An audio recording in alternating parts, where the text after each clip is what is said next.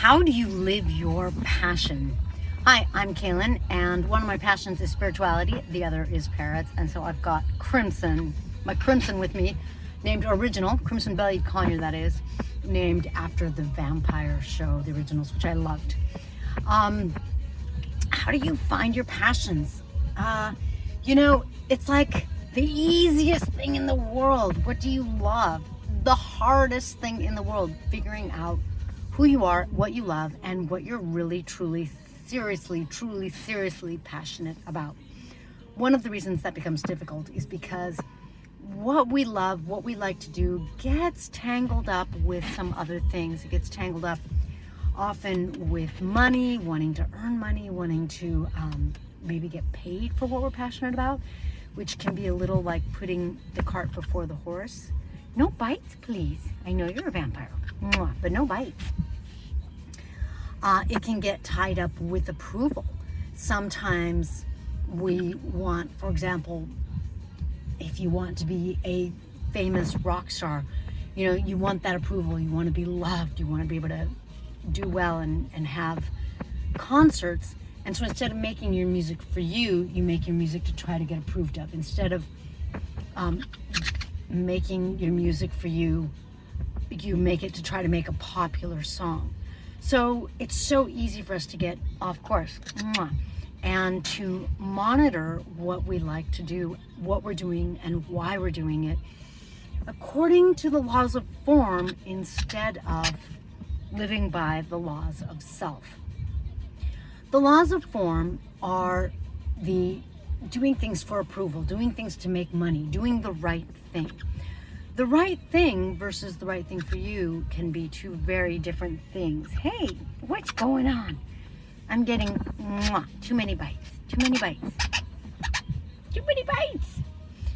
My passion is painful. And the law of self is doing something for yourself. So one of the things that you want to do for your passion is try to take apart, oh my goodness, I'm being vampired on my neck. Take apart the places where, you are trying to do something for outside reasons. So when you instead do whatever it is you like to do, maybe you like to go to the zoo, maybe you like to go to concerts, maybe you like to travel, maybe you like parrots. Whatever it is you like to do, check with yourself every day. Make sure that you're doing it because you like being bitten. Make sure you're doing it because it makes you happy, because it is an expression of you. Do everything you can to remove doing it for any outcome. And actually, when you can get yourself focusing more on the process, focusing more on having paint on your paintbrush, what it's like to touch your paintbrush to the canvas, what it's like to start to make a stroke and feel that magical connection of painting, and not thinking about, not focusing on what it's going to sell for, what gallery it's going to go in, whether or not people are going to like it, how you're going to put it online. When you let all of that go and you're with the process, you're with how it makes you feel, you're with chasing the magical connection that the universe offers all of us. I've never met an exception. You're not an exception. You just haven't let yourself discover or uncover your passion because you've been linking it to other things. The results. So let the results go, and the more you do that, and the more you spend 5 minutes a day, if that's all you have, doing what lights up your soul, what makes you feel good, what brings you vampire pain. What happens is you start to create a bridge.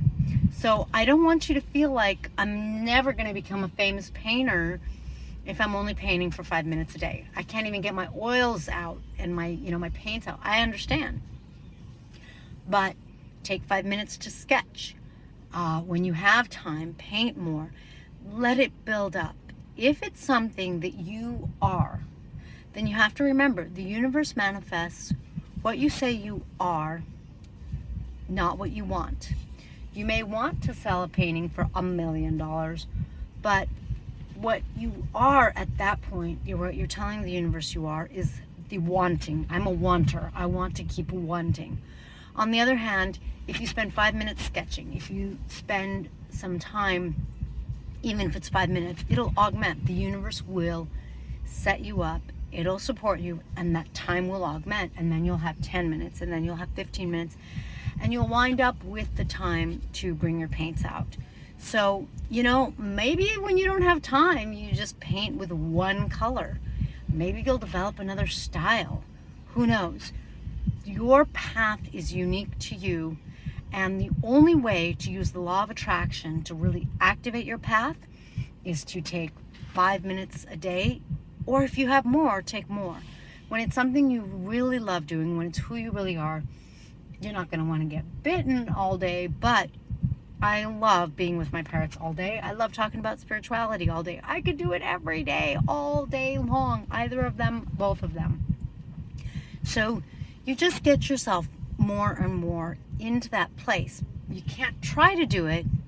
You can make yourself a priority. Give yourself 5 minutes, give yourself an hour, whatever it is you have, and just kind of ramp yourself up from there. Then let the universe take over and support you. But be you. Be authentic in that way, and then you will find yourself being unlimited. You can't make that happen. You can't try to make that happen. You can't monitor the results. If you try to make it happen, if you're trying to get your painting done, if you're trying to get your music in front of someone, if you're trying, then you're out of the flow. And you're telling the universe that you're someone who's out of the flow, and the universe will help you manifest being out of the flow, not what you want.